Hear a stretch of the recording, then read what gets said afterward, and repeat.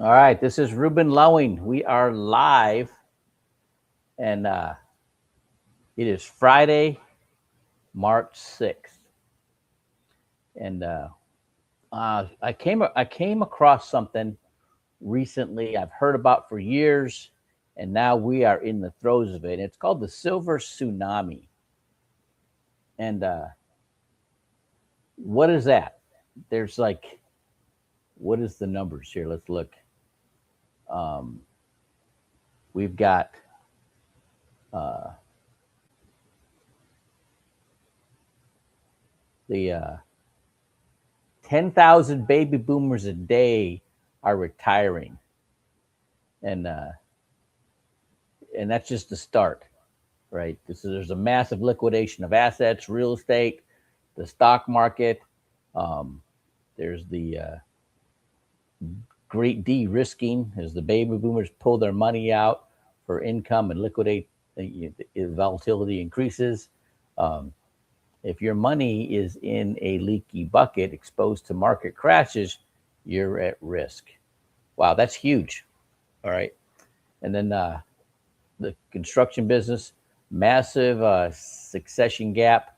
It takes over the firms, um, the contractors, right, and builders. Who owns the equipment, all this kind of stuff. And then the other part is the family banking strategy. This is the counter strike. Okay, so we're going to talk about these sort of things. Um, the so let's put this in perspective. Okay, wow. So I went through the 2008 crash. It hit me first. So basically, I started off after I left the SEAL teams. I got into sales on total accident, right? And I had a little confidence in it. And then what happened was, um, I wasn't making enough money, right? And I found somebody that got into real estate. I'm like, really, you did that? If they could do it, I could do it, right? So I took a real estate principles course at the junior college, and I had all these, in there with all these smart college kids. And man, I didn't miss a class. I sat at the front of the class. I took copious notes. I studied because I felt I had to because I was up against these smart college kids, right? Well, I ended up graduating top of the class, got my real estate license right away, jumped right into I was already working for a, a mortgage lender, and they were doing the second mortgage, like the money store, 125 home improvement debt consolidation loans, and they were paying me as a non-licensed uh, originator, and $10 an hour, right, and a bonus for based on the scale. So the first month of my license, I hit the top of the bonus scale, and I looked at the difference in my income, and it was stupid. I was pissed, right? So the next month, I went straight commission, and I funded more loans, um, made more money, right? And then I was only getting 25% commission. And then when the interest rates started going down, first mortgage rates were more appealing than the second mortgage. And so I was working harder, making less money. So I went to work for another guy, ex Navy SEAL, had an MBA, went to law school, bipolar alcoholic. We don't get a fight every day, right? But he taught me a lot, right? So I worked for him for like a year. I was at a 50% split. And then I went on my own. I went 90-10. Um, I do mortgages and real estate. I had a bunch of lenders I could use. And I had, backing it up, um, I had got into this whole thing because I was a debt management consultant, and I wrote more business for that company. Anybody had done, my first month, anybody else had done for a year and a half, and then made me the manager. Every time I showed somebody how to get a debt, they start looking at buying a house or refinancing. So I got my license, and so I was still doing that. I was still helping people clean up their credit, you know, let them know what they needed to do for assets, you know, and so they could get into a house. And then, then I I shifted to construction lending when they came out with the no income, no asset verification loans. Plus, I was getting all kinds of construction loans coming at me because my hobby was shooting, and all these guys in the range came from the construction business: general contractors, civil engineers, land surveyors, people who were from general contractors, and so that's why I did that, and and that took the hit in 2006. That's when they'd overbuilt. Okay, and so I shifted to commercial lending, and that was like feast or famine. And you land when you eat really good, but you lose a lot of them. I used to joke around, like fly fishing for killer whales, right? And so then I found out about financial services. Okay, I'm like, gosh, I had all these people that I'd helped get into a house, get into debt, all right, but I knew they're never going to pay off that mortgage. They're never going to be able to save enough to retire. Uh, so that's why I got it. So I had all these people that I know needed help, right? And that's what got me started. Now, didn't have the strategies then that I have now. Okay, this family banking or infinite banking strategy. This is this is a game changer. Okay, so I'm not gonna I'm not gonna show any graphs or anything like that right now because I'm just gonna talk you through it. But I was this company I work for now, All Into Life. That was one of their platforms, the family banking strategies, and I wanted to understand it. And with my debt management background, I had a good idea, but it wasn't. I really didn't have the nuts and bolts of it. Okay, and so I called up the product providers, and they explained it to me. And so now I'm like, oh, this is how it works, right? So let me try to give you an idea. So because I have these numbers memorized, if somebody has a mortgage at $338,400 at 5% interest, their monthly principal and interest payment on the mortgage is $1,886 a month. But only $500 a month goes toward principal. That's why it takes 30 years to pay off that mortgage. Okay, so then what they do is we open up a policy. Okay, and it's a whole life policy. And it's a big enough policy that you can overfund it by the amount of the mortgage. So just hypothetically, let's say this is a guy's 22 years old and his what's called a target premium, or the minimum that he can pay into that policy, is $135 a month. Okay, but he could overfund it to over $2,000 a month. So he pays $2,000 a month into that policy, and he borrows the $1,886 a month out every month and pays his mortgage on time. And now this could work for other debt, credit cards, car payments, student loans, whatever, right?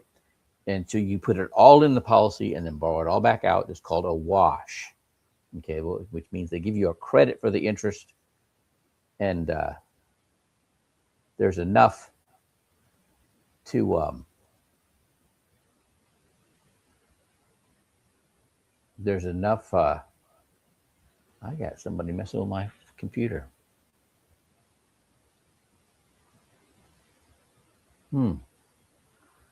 Wow, this is interesting. Okay, here we go. Hang on. Get out of my computer. I got somebody hacked me.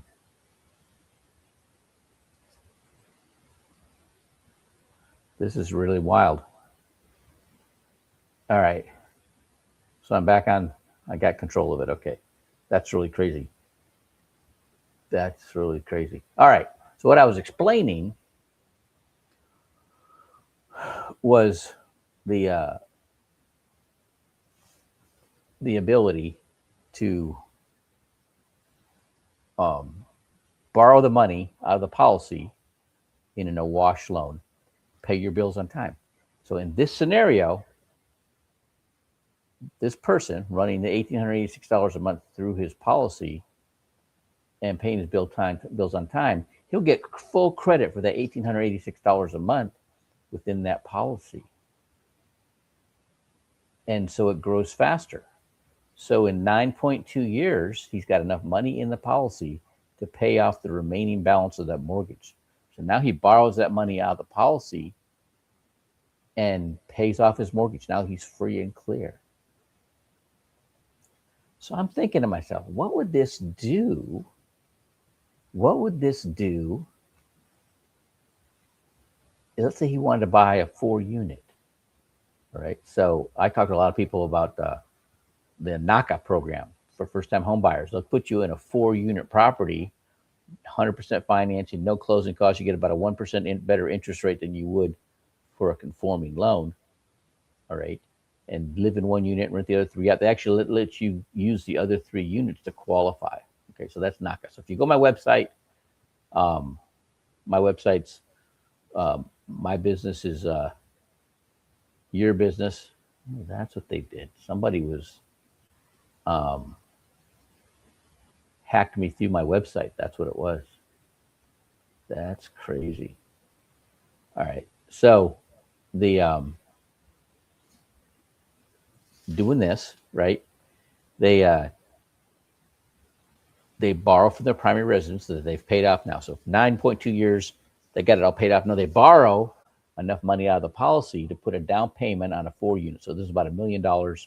So they put in about 200,000, 250,000, and they put a down payment down. Now they got enough rents coming from those 4 units to cover that mortgage on that property and for their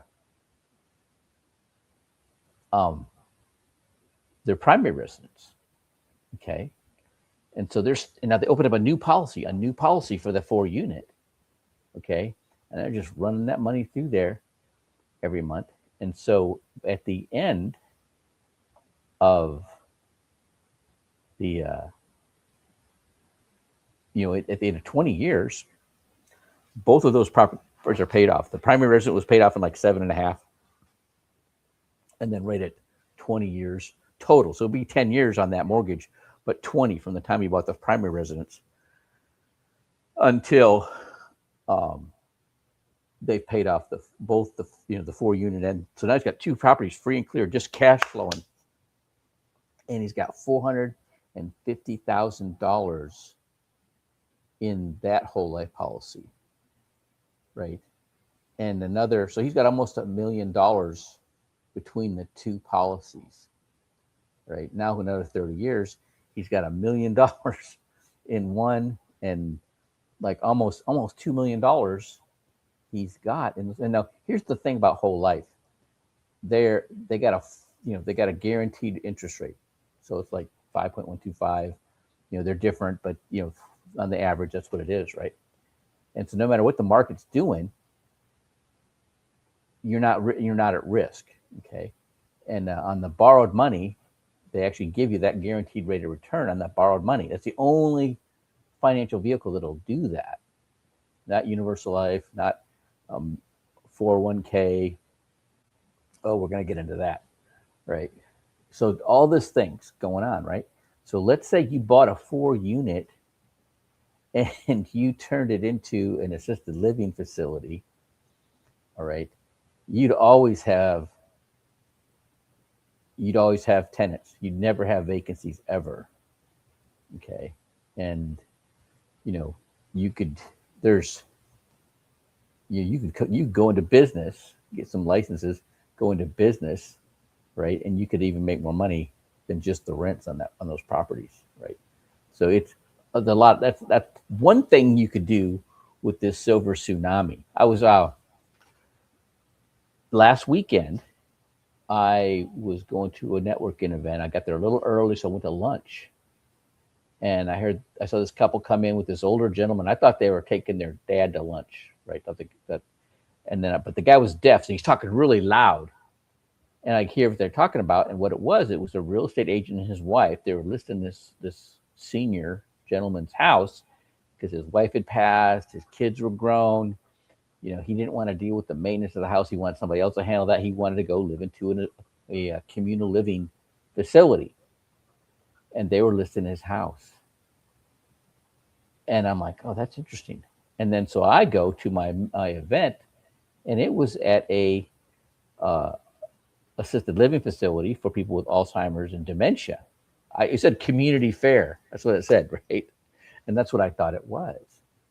Well, I'm seeing all of these hospice nurses and you know care providers, in-home care providers that are there, and I'm like, oh wow, this is interesting, right? And they were all familiar with what I offer. Okay, the life insurance, living benefits, and the annuities with the living benefits, and the oh, how are you?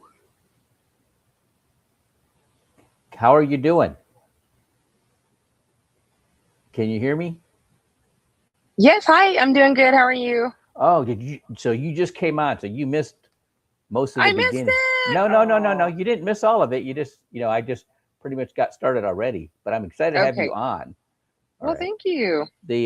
So I was actually just talking about last weekend, Ah, and, okay. and what happened was what I was saying is I got there a little early, and I didn't know what to expect. It said community fair. I'm thinking there's people from the community. They're gonna have their kids there. That's my market. Married, 25 to 45, married, got kids, own a house with a mortgage, right? And Yep. and so I got there a little early, about an hour and a half early. So I went to lunch at the Black Walnut down the street, right? And I'm on the patio. I'm just having a BLT and a glass of lemon water, whatever, just waiting. And this couple comes in with this older gentleman. So I'm thinking this guy's taking his dad to lunch, right? Hmm. Well, the guy was deaf, talked really loud, so I heard everything that was going on. And it was a real estate agent and his wife. They were listing this guy's house. His wife had passed, his kids were grown. He didn't want to deal with the maintenance, upkeep of the house. He wanted to go into a communal living facility and have somebody else take care of all that, right? Hmm. And I'm like, oh, that's very interesting. Then I go to that event. I'm like, oh gosh, y'all are hospice nurses and in-home care providers, and I'm like, that's crazy. So that night, I'm on my computer, and I see my old. So I used to be in the mortgage real estate business. I was when I left the SEAL teams, I self-educated on personal finance and debt management. I became I put some strategies to work for myself, got myself out of debt using a debt roll-up strategy. I entered an ad in the paper as a debt management consultant. And long story short, I wrote more business for that company than anybody else had done for them in a year and a half. My first month, and they made me the manager. And Oh, every wow. every time I showed somebody how to get out of debt, they start looking at buying a house. So I got my real estate license. I started doing mortgages and real estate. And I tell people if I had a crystal ball, I couldn't have picked a better time than that to do that when I did. And that was like '98, and then about 2006, things kind of changed, and I shifted to uh, construction lending. But my crystal ball wasn't working because that's right when that crashed, right? And then I Mm. shift to um, commercial lending, and that was like feast or famine. And you land when you eat really good, but you lose a lot of them. I used to joke around, it's like fly fishing for killer whales, right? If you land when you eat really good, and but you lose a lot of them. And Hmm. then I got invited to a broker luncheon, and I got introduced to financial services. I'm like, oh my gosh, all these people I'd help get into a house. I knew they were never going to pay off those mortgages. I knew they were never going to be able to save enough to retire. They were going to, they were going to be in debt the rest of their life. Mm. And now I'm like, I got a way to help them, right? So that's how I kind of launched my career in financial services, right? And that so now I'm so that the guy that was my title rep back then, uh, Ryan Lipsey is his name. He's the Ty Court title, and he had a podcast going on LinkedIn. And they were talking about, because they make money when a real estate agent gets a sale or a mortgage company gets a loan, right? Mm-hmm. And so they were talking about this silver tsunami, where Mm-hmm. all these baby boomers are coming to retirement. And, they were, it was a shift in the market. There's all these properties are going to come up to be listed Mm-hmm. for these people aging out of their properties, right? And I'm like, and they're given, how do these realtors, how do they get in front of them, right? And then so the next day, Saturday, I went to the Houston Builders and Investors Group meeting. And there was only like 4 people there. There was 2, counting me. There was 4 people counting me, right? Oh, wow. And so there was 2 Asian guys and this college age young lady, right? And the 2 Asian guys, they'd been here in Texas for a long time. They were very Americanized, and one of them was a builder. And what he was doing was he was doing the apartment conversions. He was taking, condo conversions. That's what he was doing. He was converting, apartment complexes to condos. And he's telling me the challenges he was having with that. And then the other guy was in the commercial side, and he talked about his horror story. Was he in a group, 5 investors bought a hotel right during COVID, and they ended up like having to let it go into foreclosure because it was just sucking up their savings. And that had happened to me. That happened to me in 2008. I had an investment property, and it was things got rough. Right. And so I kind of, but it ended up going to foreclosure. So I'm thinking to myself, if he would have known and converted that hotel into an assisted living facility, he'd have been doing all right. Yeah, true. Right. So I have a lot of, because of my background, I have a lot of people that come from the real estate field, real estate investor, and people in that field are in my database. Okay. And so I help them get their clients, I help them get their credit scores up. Have you been on my website, mybusinessisyourbusiness.info? Yes, I visited it when just after we met. Okay. So you'll see there's it's called Score Navigator down, if you scroll down, and that is a consumer dashboard. The guy that actually,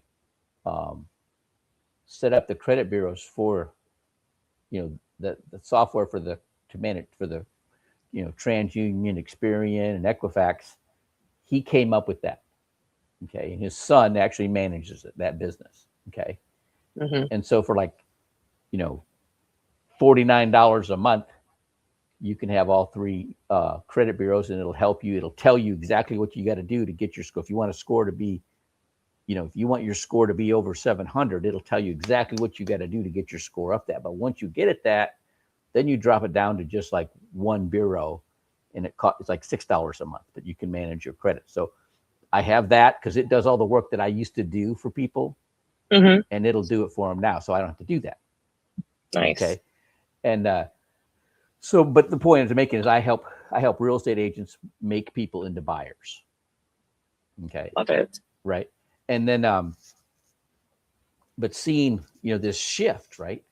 These seniors, like a lot of the products I offer with the life insurance, they have riders for long-term care, catastrophic illness, chronic illness riders. So up to 90% of your policy can go toward those needs. Nice. Okay. So if you have, a $500,000 policy, you're at like 45,000 or 450,000 of that can go to cover, your stay in a nursing home, or your in-home care, all that kind of stuff, right? So very nice. Now, but the trick, but the people that you're dealing with, they're past that point, right?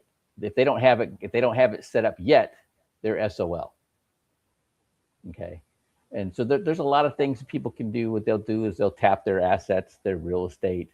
Mhm. They'll, they'll put a lien on the property. And so when they pass, then the family has to sell that property, and whatever lien there is goes to the provider, Mhm. goes to the insurance company. Okay. So that's how that all works. Do you understand how that all works? Yes, and I've had to actually help people on a personal and professional note manage some of those different scenarios. So yeah. Oh, can you tell how? Well, for example, got a referral for a gentleman who essentially had a daughter who lived in town but was not very close. The man lived in his own home and was constantly having to call the fire department for falls. And so Oh. the fire department was like, look, you've got to get, a different scenario going on because this is not how we're best leveraged.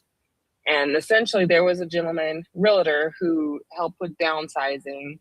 So anyway, somehow or another, I was helping support referral business for the home care industry, and his name came up. But when I spoke to him, he was like, I know what I need to do. I'm just not ready to do it. Like I need to he said, this is all I have. This is my home. This is all I have. And his biggest concern was if he sells, like that's, that's kind of all he has left type thing. He's like, my daughter doesn't come to see me. I know I can't keep calling the fire department. I know I need to, get rid of this home, but this is just all I have. So he was kind of leaning on the support of, his personal community, calling neighbors for help and things of that nature. But it was just a really sad situation. I mean, at that point, you can give people information and education, but at some point you just have to say, I am here when you are ready. And so that's kind of where we left things, but just, giving him as much information, pointing him in direction. But at a certain point, I said, well, have your daughter call me.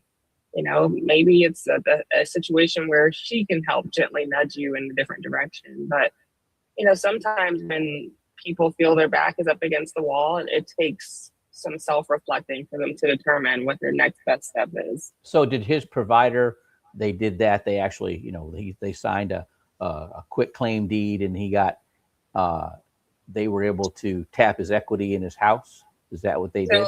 The last that I left that situation, he did not make any definitive move in either direction. It's like he understood what needed to happen, but to my knowledge, he was just contemplating on next steps. And so, at that point, you want to be an ally and help support, like I said, provide resources. But until a person is ready, all you can do is be there when they call you, Okay, so you came from you were a nurse, and then how did you transition into the hospice side?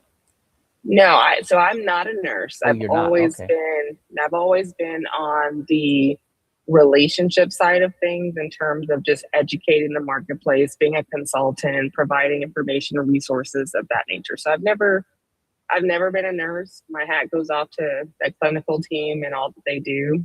But no, I've never been a nurse. Okay. So I'm with All Into Life. And the guy that got me with All Into Life, we were both with another company, a very large company. And he was like, we were both on the same team in San Diego, California. And we both were recruited by the same senior marketing director. And Danny was a corpsman with them on the green side with the Marine Corps, and me being a Navy SEAL, we had some rapport. And I ended up going through some issues in my life, divorce, my industry collapsed, right? And so I ended up leaving the industry and doing other things. I went out to the Indian Ocean in 2011 as an anti-piracy security agent. Wow. At like 55 years old, right? And wow. Yeah, and like that was like not for me. Kudos to you. Well, but still, you you tried something that was very drastic. So kudos to you for being brave to do that. Well, it bored me to tears because there was no action, right? I mean, you're just riding the ship, right? And they didn't mess with us because they knew we had guns. The pirates, you could see them, they see us, we see them, right? And they don't mess with. They were looking for the low hanging fruit, right? They're looking for somebody that is not going to give them resistance. And so, long story short, that led me to the drone industry, and which was fascinating. My job was, I work for MTSI, Modern Technology Solutions Incorporated. They do all the image processing and data management for the military drones. And so my job was traveling all over the country. So me and my business partner in 1984 300 Mercedes diesel drove across the US 4 times in a year trying to find anybody doing anything with drones. Oh, wow. And I learned more stuff, in it, like about, the different sensors, the photogrammetry and LiDAR for surveying, the multispectral and hyperspectral cameras for precision ag applications and other stuff, right? And so, at first I thought my head was going to explode. It was just so much information so fast, right? But I absorbed it all, right? And I got to meet some really interesting people. When you go on my LinkedIn profile, it's ex-military people, it's people from the mortgage real estate side of the world, and the drone industry. Those are basically the 3 type entities, right? And then 6 months into it, the FAA put a blanket restriction on commercial drone operations and put me out of business. Oh, wow. And so I ended up working right at the beginning of the transition into LED lighting. I worked for one of the first companies to have do the manufacturing in China. They had the first OEM in China manufacturing LED lights. And I was their estimator. So that was getting the contractors to use the LED lights in the construction of these new buildings, even though they were specified with, incandescent, fluorescent, metal halide type of lighting, getting them to go to the LED side. And it was really hard because LED lights were more expensive up front, but you save money over time, right? Ideally, the next segment to market that transition of emerging technology would have been more of the architectural firms. Well, that's what we figured out. That's what I figured out for them. Yeah. So I set them all up to do that, right? And then I went down to the Rio Grande Valley because my mother married my stepdad was from Rio Bravo, Mexico, and my mom from Michigan. They would summer in the Rio Grande or in Rio Bravo, Mexico. And so I went down there 2014 from like Thanksgiving to New Year's, and then I went back in 2015 and I stayed, and I got a call out of the blue. It was actually the scientist that came up with the PCR system for NASA. We were trying to figure out how to use a drone in the air to find listeria in the dirt. And I could never figure out how to do that. But when I updated my LinkedIn profile that I had moved to Edinburgh, Texas, and he calls me up, he goes, "We need somebody there." So he was part of food safety. So they used the PCR system to test for E. coli, Ebola, Listeria, Salmonella, that kind of stuff. And they also sold cleaners, degreasers, and sanitizers to the produce warehouses, and they did consulting, all that. So this one guy who was a retired Army Ranger Colonel, Vietnam vet, he did like 12 tours in Vietnam. He had a PhD, has his own university specifically for the food safety industry, and I was his representative in the Rio Grande Valley. And that's where I came to understand that this was called synergistic business strategies. And if you go on my website, there's all kinds of information about that, right? There's a video about that. I talk about that, right? Where you use the same knowledge base for multiple businesses. And so you can create those multiple income streams. All right. And so this guy was making money from all 6 of these businesses that he owned. Right. And I was his rep. I was the one representing all of them, but that's how I got to understand that. Right. And then, of course, that works great for the drone business, too, because you could be you get your Part 107 license, and you can fly for real estate photography. You can do it for precision ag applications. You can do it for photogrammetry, LiDAR for surveying. You can in here in Houston. I like to talk to trade schools. Mm-hmm. Oh yeah, that's smart. Because these people that once they get their credential, whatever it is, whether it's the barber college or cosmetology or welding or HVAC, automotive repair, they're going to make more money than they ever thought of. Mm-hmm. And getting them to start, it's easy to show a 22-year-old putting away $650 a month out of his $5,000 a month paycheck, that by the time he's 57, he's got $1 million with all these tax advantages, and he don't have to work again if he don't want to.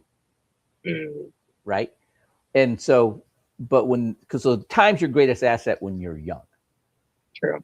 But when you're older, so you're over 45, you don't have that time. And so then it's getting those multiple streams of income using that same knowledge base to create those streams of income. Yeah. Okay, so this strategy works for businesses also. And I saw this, I'm educating myself. There was a Navy reserve commander who went from active duty to reserve, used his VA loan to buy his house, and he implemented this banking strategy to pay off his mortgage on his house faster, and save that same money. Okay, so the same money you're using to pay that mortgage is now accumulating for you with all these tax advantages and protection and rate of return and all that. Well, he bought a fitness center.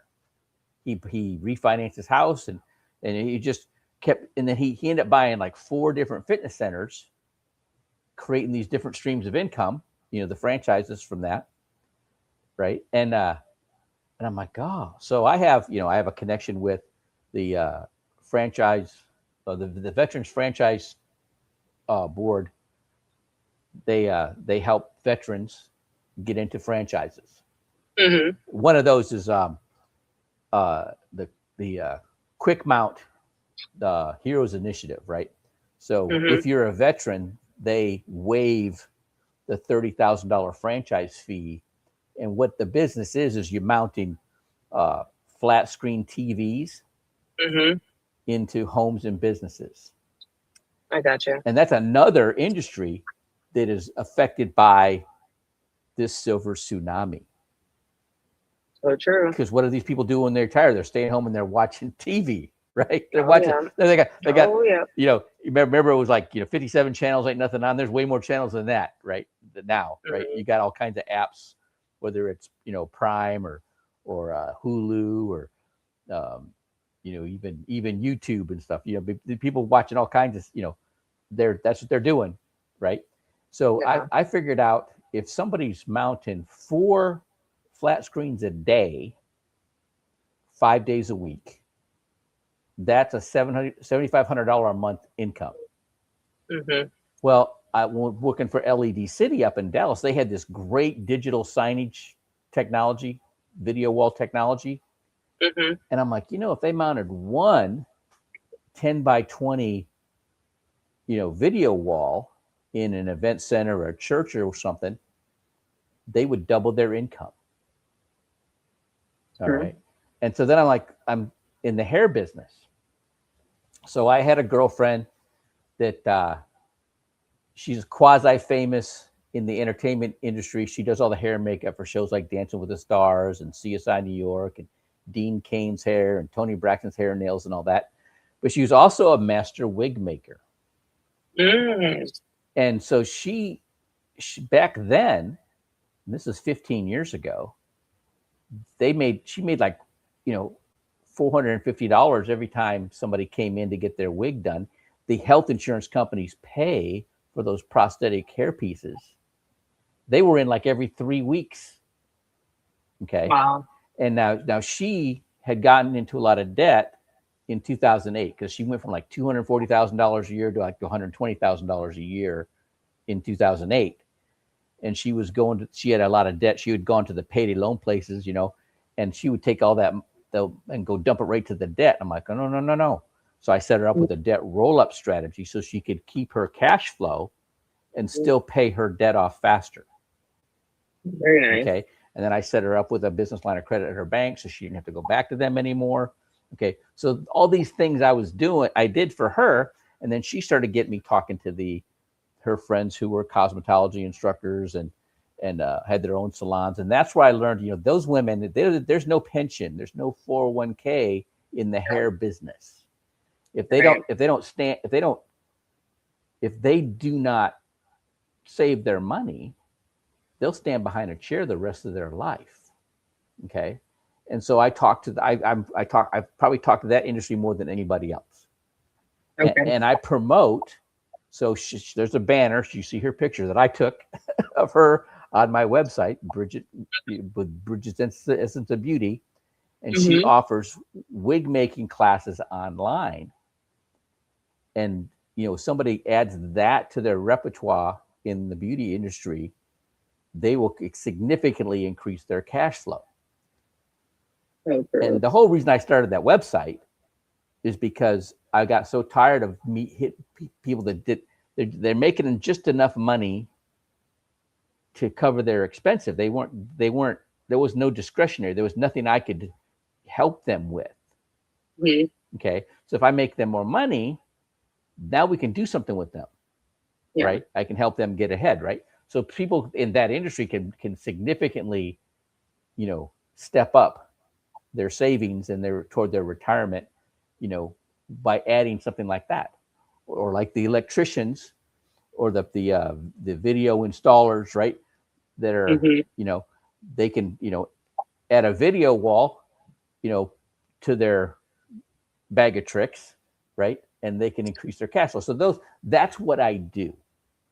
Gotcha. Okay. But there's, what's really crazy is the guy that got me involved with this company, his name's Danny Kravitz. Okay. And he's part of the Patriot Equity Partners. He was a corpsman on the green side with the Marine Corps. And when he got out of the military, he got into nursing. And he was a hospice nurse. Wow. And he used to joke around that he was the highest paid nurse in San Diego, California, right? And then he got into financial services, right? And he's in that market, right, where this kind of stuff, gets people's attention. I'll talk to people, a family, and I'm like, let's show you how I can set this up. You get this tax advantaged, plan, right? That's going to set you up, right? And yeah, they can, you can put money away for your kids' college, and it won't count against them on the FAFSA form when it comes time to go to college. And they're like, it just. But all of a sudden, somebody in their family dies, and they got to sell chicken plates to pay for the funeral. Now there's yeah, right. Oh, what's the guy? The actor. I know. He told me. He I got a blog on it.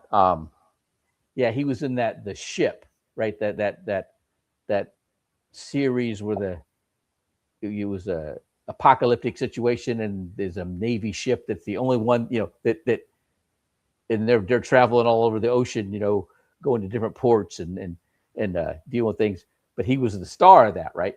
And big muscular guy, good looking guy, and he got Lou Gehrig's disease. And he just died. He's like in his 50s. And his family had to do a GoFundMe. It's horrible. To pay for his funeral and pay for, take care of his kids. So it's you being in the business you're in. I mean, I'm sure, you see both sides of it. You see people that are prepared, and you see people that aren't. Right. And it's we're getting it. But there's also people, that, like my sweet spot is between 25 and 45, married, got kids, own a house with a mortgage, or a small business owner. Now, do you own? Are you the owner of Of Trinity Hospice? Yeah. No, I'm just one of the recent consultants that have joined the team Okay. Okay. How long have you been with them? since January. So I'm starting the year out with a new organization, and it's been an exciting run so far. So I'm definitely proud to be able to represent the company, and more importantly, just help members and communities in Houston be able to rely on a trusted partner. So yeah. So the reason I'm doing this podcast today, and I'm so grateful that you came on. I was on a call with the Christian Entrepreneurs Club, Mm-hmm. and it was a coaching call and primarily talking about marketing. And there's guys that were, landscapers, had a car detailing business, author was on there, right?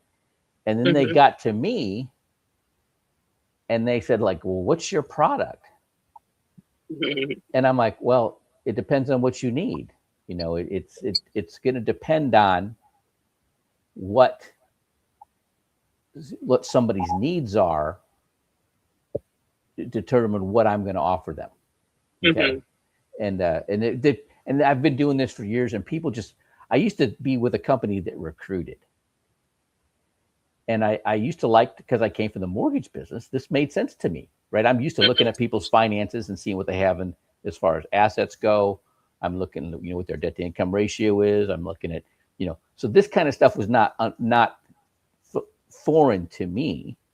Mm-hmm. So I would intentionally try to target accountants or mortgage loan professionals, right? But there was something about it that just didn't resonate. It was like, my joke is, it was like trying to teach a drunk woman how to do the contemporary double two-step. They couldn't make that transition from side to other side, walk.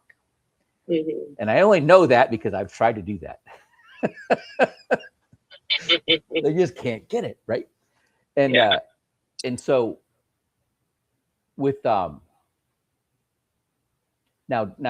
understanding why Danny has done so well, because he's in that industry with doctors and nurses and X-ray technicians and ultrasound technicians. They see these health issues, right? They see people that, because of something happening, they're getting older, they're not, that income generation time in their life is shortened. Mm-hmm. Okay. And then, so that's why, see, it makes sense, right? It makes sense. It was like when I was in the mortgage business, all of a sudden I started getting all these construction loans coming at me. I'm like, where are these? How am I? What? Why? Well, what it was is one of my next door neighbor was my best friend.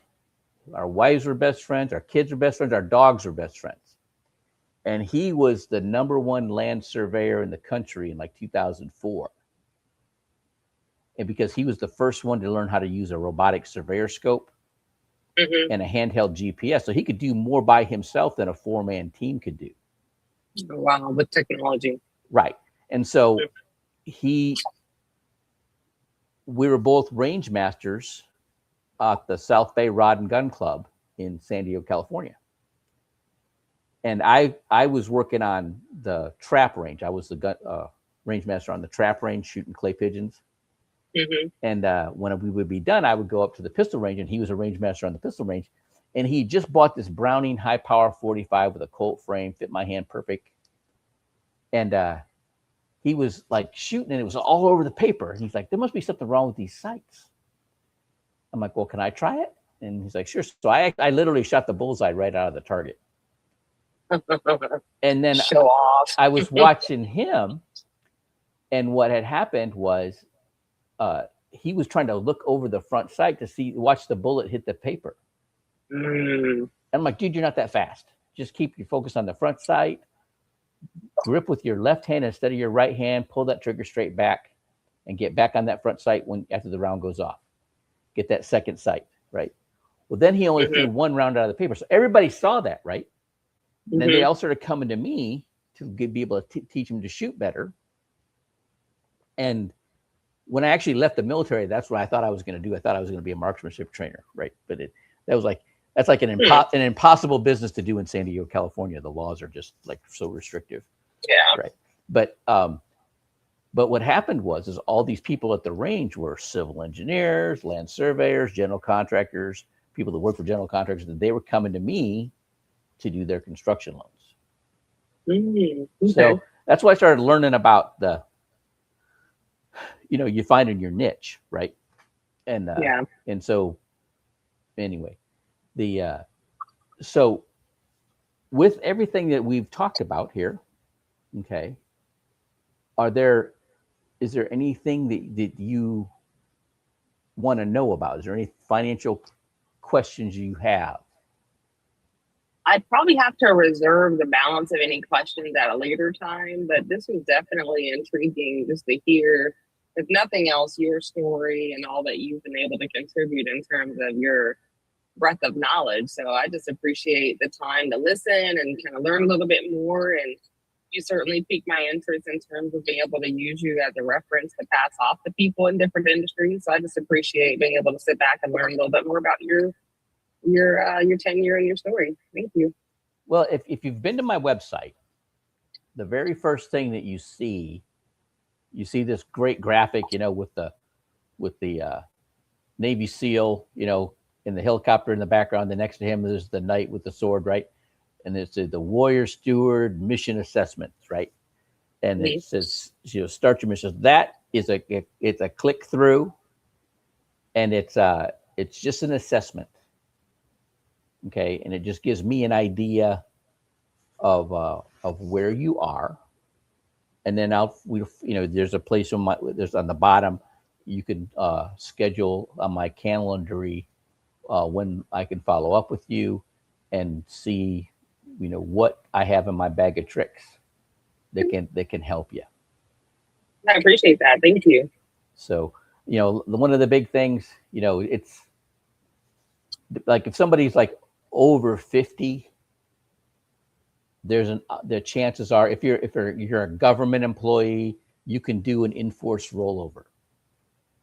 Okay, some private companies, if you got a 401k and you're over 50 or 55, you can do an enforced. So you don't have to quit the company, but you can roll over your 401k into an annuity that has guarantees. So, and like right now, like if you're in the market right now, people are freaking out because the market's down. Okay. But did you know since 2012, what the S&P 500 has averaged since 2012? I think you recently shared somewhere around, was it 20%? 28%, 28.5%, right? So do you know what the rule of 72 is? You know? I do. I've heard of it. Yep. Okay. It's a law of compound interest. Einstein gets credit for it. He didn't come up with it. It was like Socrates or somebody like that, right? But he called it the eighth wonder of the world. So whatever interest rate you earn on your money divided into the number 72 determines how fast your money doubles. So if you got 28.5% on your money, how fast do you think, it'd be 2.5 years and you've doubled your money. Yeah. Is that making sense? Oh, yeah. So if you look at what you have right now, and if you can get that kind of return. Now, some of the products we offer, like these annuities, have guarantees like 5 or 6%. You're going, no matter what the market does, you're going to get that much. Okay, toward your retirement income stream. It's not really the actual balance in your account, but it's what they pay you out. Let's say they pay out, if you got $1 million and they pay you out 5%, that's $50,000 a year. Okay, so like some companies will give you like the highest daily balance, whatever, right? Okay, and so the market could be like it'd be like standing in a racquetball court and throwing a Super Bowl ball as hard as you can, right? That's kind of what the market does sometimes, like right now, right? And so when you have that guarantee, you don't sweat it, right? and then there's some like these index universal life policies. They got, I got a graph that shows from 2000 to 2012 comparing a index universal life with a 0% floor Mm-hmm. to a variable universal life with no floor. You're in the market, right? And I used to sell those. And it was like, you talked about dollar cost average because when the market's down, you're buying it on sale. And when it goes up, everything goes up, right? Well, in that graph, and it goes from 2000 to 2012, the index universal life was up like 148%. And the index universe, or the variable universal life, with all the ups and downs, was like 0.48, not even 0.5%, because of, Wow. see, so they say zero's the hero when the market's down 30, right? Right. So so these, I mean, and there's so many, because of my background, there's so many things that I can, like, when I'm talking to somebody who's like here in Houston, there's a welding school that is one of 3 in the country that teach underwater welding. Mm-hmm. There's one in Washington State, and there's one in like Rhode Island. Okay. And but they also teach them how to fly a drone. Mm-hmm. So you're a welder and you've got your Part 107 license to fly a drone. You get a contract to inspect water towers or pipelines. Mm-hmm. You fly your drone, you find the leak, or you break out your cutting torch and your welder, and so now you're making more money. Yeah, no kidding. Right. I'm talking to this young fella that just 22 years old, making 60,000 a year. He's got $5,000 a month discretionary. $5,000 a month. He's take home, or he's grossed 5,000 a month, right? Mm-hmm. Mm-hmm. And we were talking about how to make money. He was like, wow, I was going to get my certification to become a welder. I'm like, yeah, there you go. Now you can work on tractor trailers. You can fix their trailers, whatever, or you can break. You can make some more money, right? So it's just that mindset of Yeah. being able to take, people that have a business mindset, or marketing, or customer service. There's a lot of things that knowledge that you have apply into certain types of businesses that you can create those multiple streams of income, right? Mm-hmm. You start seeing, look at, like, we go through when we use the rule of 72. When I first learned that, man, I was using it for future planning. I was business planning, and putting those numbers to work, right? At this rate of return, what would I need to be able to buy? Oh yeah. Mm-hmm. Now, do you own your house here in Houston? I do. Okay. So is it, if you got a mortgage on your house, there may be some things here we can do. If you know people that are just getting started, right? Have you ever heard of NACA? I have heard of NACA. I can't remember the details of the organization, but that name is definitely ringing a bell. Well, I found out about it. I was at a coffee shop, and this real estate agent started telling me about it. And it's a nationwide program, and there's offices all over the country. And people have to get into their program, and they make them adhere to a budget. Mm-hmm. But if you're part of their program, and like every month they have to get with a counselor and see how you're doing, right? But Mm-hmm. if you 3 years worth of tax returns, they can get you in a property for a first time home buyer, 100% financing, no down payment, no closing costs. They'll even get you in a 4-unit. You can live in 1 unit, rent the other 3 out. They'll let you use the rents from the other 3 units to qualify. Mm. All right.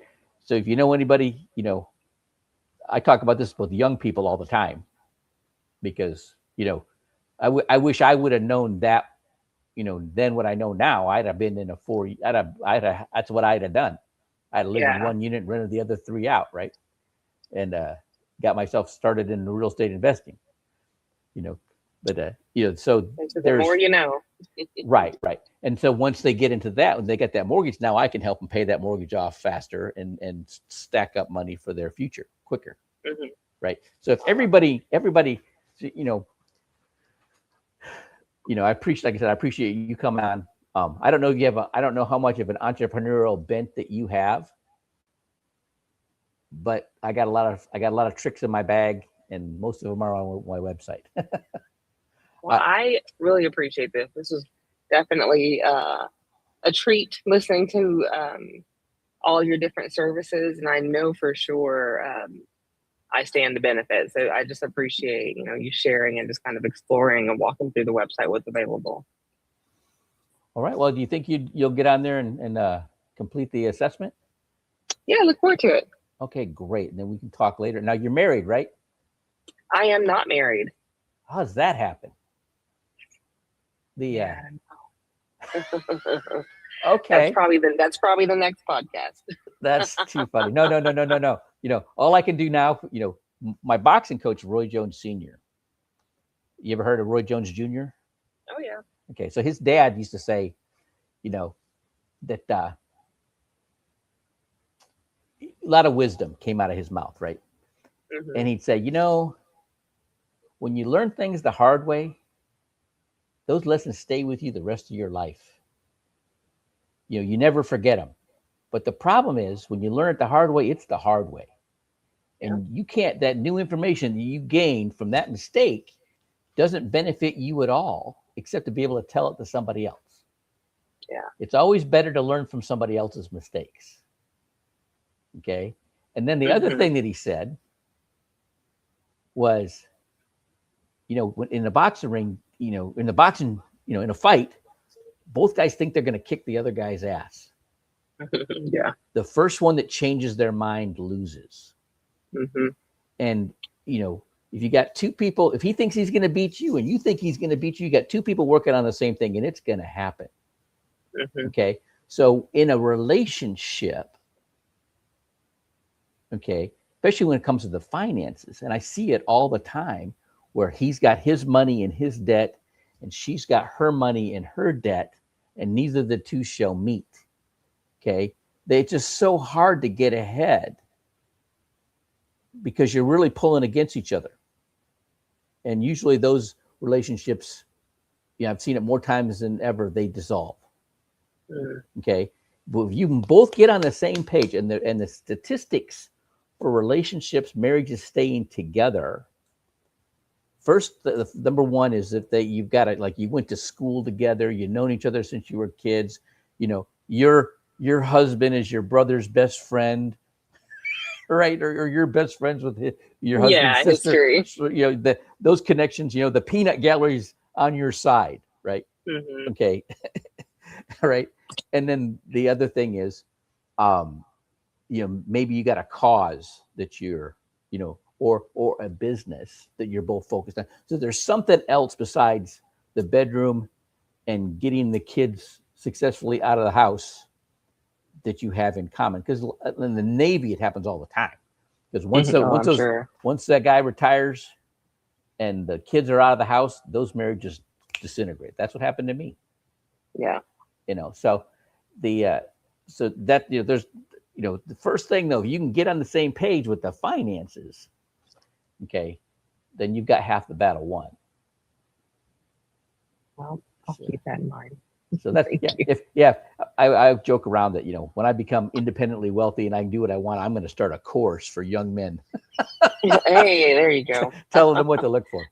Well, there you go. Well, thank you so much for coming on. Thank you. I really appreciate it. Thank you. Yeah, you made the whole call, so I appreciate it. And let me just send me a text when you've got it.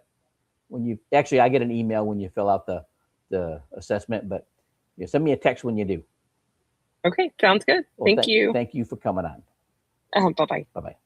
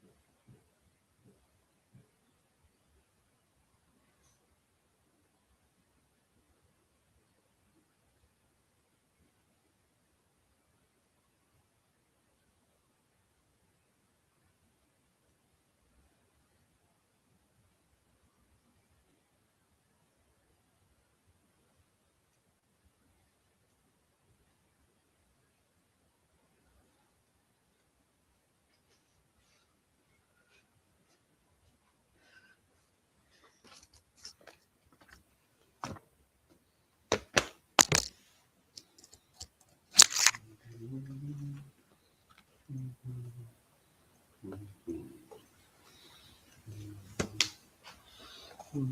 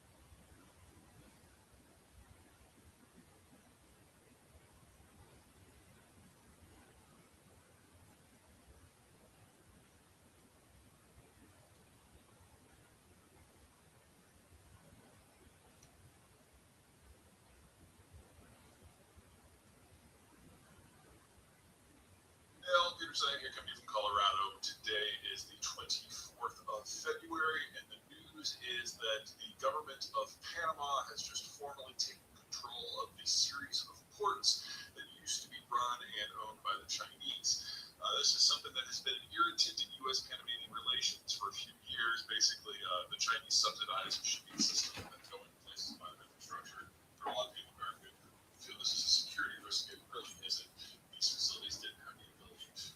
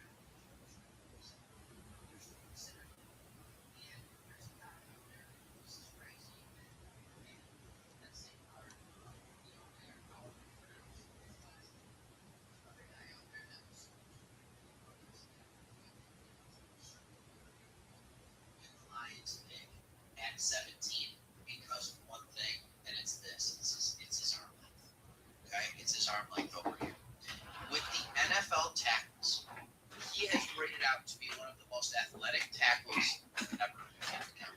He's number 40 overall, maybe. Like, he's phenomenally athletic. Here's the problem.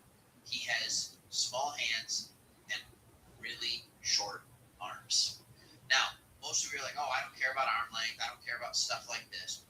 When you look overall at tackle arm length, average to ideal arm length is 34 inches. Because if you don't have long enough arms to keep the defender away from you, once good defensive ends in the NFL get into your body, they control you. It's over, right?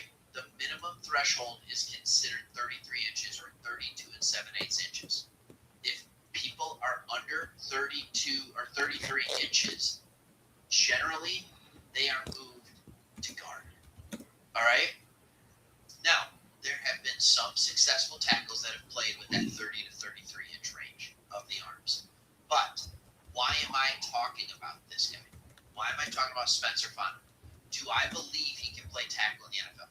I do. I do. Some people see him as a guard. So here's what I would say. With the 17th pick, you go ahead. Have you ever heard me talk about this guy before? You go ahead, you take Spencer, you play him at guard. You play him at guard. And then your interior offensive line is Christian Mahogany, Tate Ratledge at center, Spencer Fontenot at guard. Those are the two guards. And then you have Decker and you have Sewell. You can always kick Fontenot out to the tackle after Decker retires, or you can continue to see if he's the guy, if he has the ability to do that position, even with the shorter arms. And then if he can't, then you continue to look for the replacement. But again, off the draft, the first round is where you need to get starting linemen. I think it is so unbelievably important. We have skills at the other positions. The highest hit rate, I believe, left for success in the first round is offensive line. All right, we look at the last two first-round picks that we've had.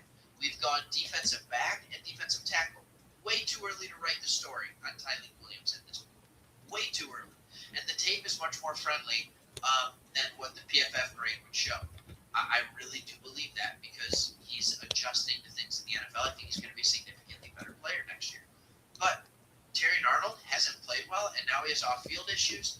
I'm just saying it's really hard to get a surefire corner in the first round unless he has all the measurables and intangibles that are there, and usually those go in the top 10. So the rest of the positions, corner, you can find good corners in the second, third round. It happens all the time. You can find good safeties in later rounds. It happens all the time. Linebackers, all the time, right? Offensive tackles, not all the time.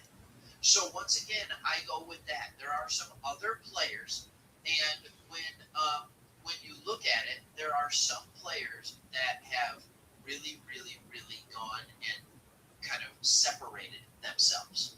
I thought this was interesting.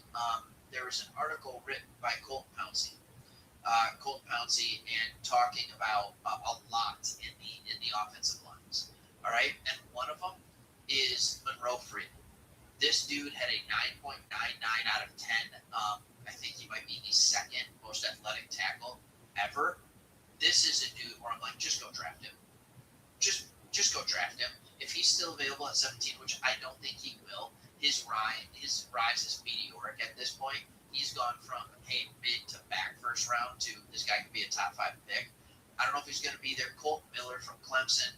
Like, there are so many guys, and I really do kind of stand by this philosophy of if there's an elite level tackle available, whether you have him or not, just draft him. Just draft him, and if you need to kick him inside for a year, these guys, when you talk about a guy like Freeland, when you talk about a guy like Miller, when you talk about a guy like Fontenot, they can learn guard, and anytime Decker struggles with injury, you can kick him back out. Like, you just can't. And so, like, I think it'll tell a lot. If we go tackle the first round, it's the end of the Giovanni Manu project. I'm not saying he can't still be a swing tackle. I'm not saying he still can't be the third tackle of the future. But for our future starting left tackle, it would be the end of that project. And so that is one of the things there. To me, I'm sure we'll continue talking about other stuff. But a player now at center that was the Lions were probably considered to be one of the teams interested in They have not done it. And what that tells me is that maybe they're not as worried about the center position as all of us are, even though it seemed to be an absolute train wreck last year with Graham Glasgow and, Tristan Colon. And you're even getting starts from random players, Ngakouin, who ends up, the Lions let him go, and he gets taken off the practice squad. And it's just like, oh my goodness, like, apparently the value wasn't there for us last year, and so you have one of two thoughts that can come of it. Are the Lions thinking to themselves, we'll never put ourselves in that position again, or that still wasn't the problem with our offense, and we think we can do something else?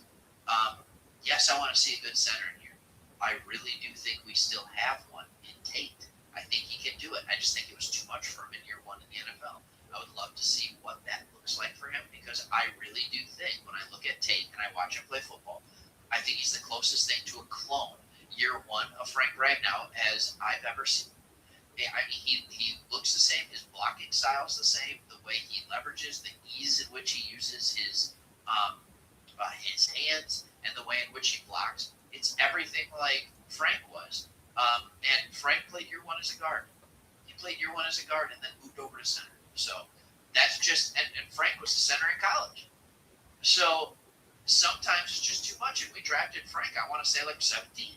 I want to say he was like number 17 pick or something like that, 18, somewhere in there in the draft. We drafted him. He was the center. We moved him to guard and then back to center. It just shows you how hard it is to play center. All right. Anyways, that's what I wanted to talk about today. Plenty more coming. We're starting to get down to business. The league year starts. Free agency is going to be hot and heavy coming out, and excited to see what the Lions will do in it. Look for a lot of moves that are the smaller ones, right? Like maybe we go get Pocic as a center because we can get him for $3 or $4 million, right? That's the type of move that I'm looking for. I'm looking for the same thing that we did in years past, like Avonte Maddox, Rock Yassin, right? I'm looking for those guys that are, hey, they can fit our system, but you don't have to pay them top dollar because we're paying other people top dollar now. We need our people that are getting the money to ball out and carry this team, and then allow these veterans to come in at cheaper rates in Philippines. All right. Thanks so much for watching. See you tomorrow. Let's get to the war. Again, I mentioned this to Rick Scott, the senator from Florida, this morning, and other folks have been this for the last couple of days. This is not overwhelming support. In fact, I've heard bipartisan no support for this war. People that certainly, at the very least, don't want to see any boots on the ground, never see it progress to that point. People that are upset that we're fighting a war when President Trump promised us, he campaigned on no wars, no more wars. Now, look, I've been making the point that he's just finished the war that Iran started. He didn't start it, but no wars, and we're in a war. Then, of course, you have the anti-Semites who say, oh, this is Israel, this is Bibi, he's calling the shots, which Trump has actually made public statements about the last 2 days and called them ridiculous. But that feeling is out there. So there's a lot of folks out there on both sides of the aisle, Bill, that don't love this war. And now with 4 servicemen dead, and again, this talk about the possibility of boots on the ground, they like it less and less. What are your thoughts? Well, again, you've got to be versed on what's really happening, which is hard because the media doesn't report that. So after I watched World News Tonight on Tuesday evening, I thought that the USA was going to surrender to the mullahs. I said, we lost already. If you believe David Muir, who's actually John Wick, by the way, that's who he really is. Okay. Yeah. We lost. Well, and by the way, that's a TV guy, and that's bad enough.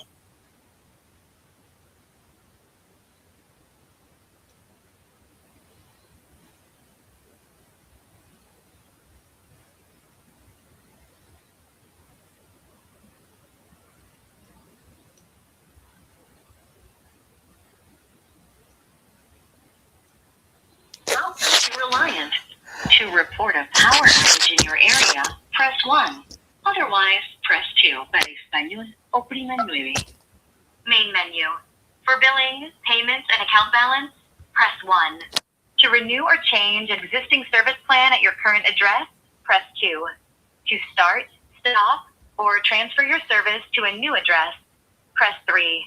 For all other matters, press 4. To repeat, press 9. Main menu. For billing, payments, and account balance, press 1. To renew or change an existing... Using the phone number you're calling from, we located an account with street number 12703. If this is correct, press 1.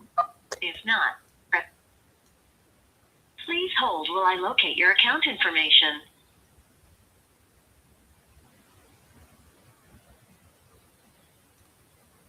Your total account balance is $86.52.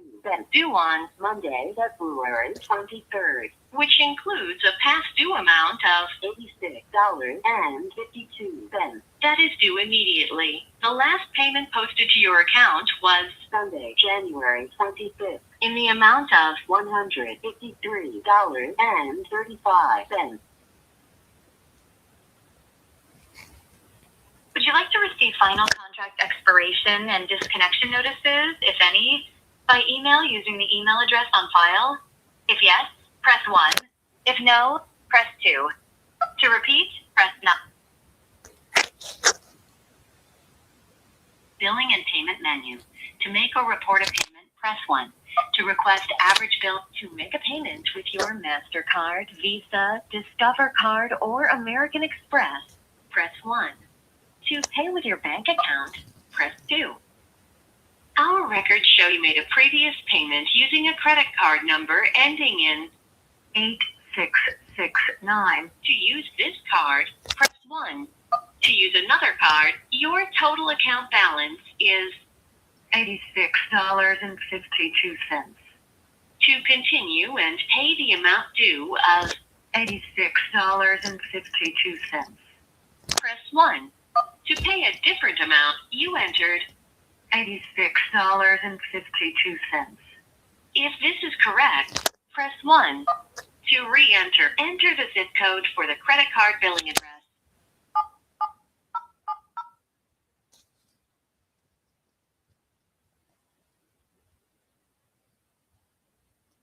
You entered 77070. If this is correct, press 1.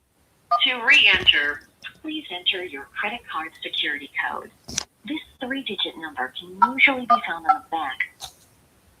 Your payment is being processed and may take up to 15 seconds. The card is expired. Please re-enter. Enter the 4-digit expiration date. For example, March 2030 would...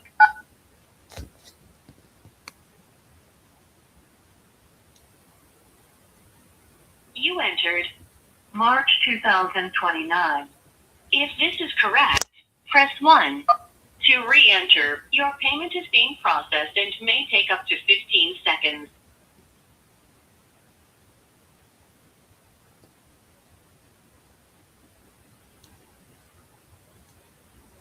Your payment posted successfully. The confirmation number is 24975154143. Your new balance is $0. To repeat, press 9. To continue, press 1. To end this call, hang up. To make another payment.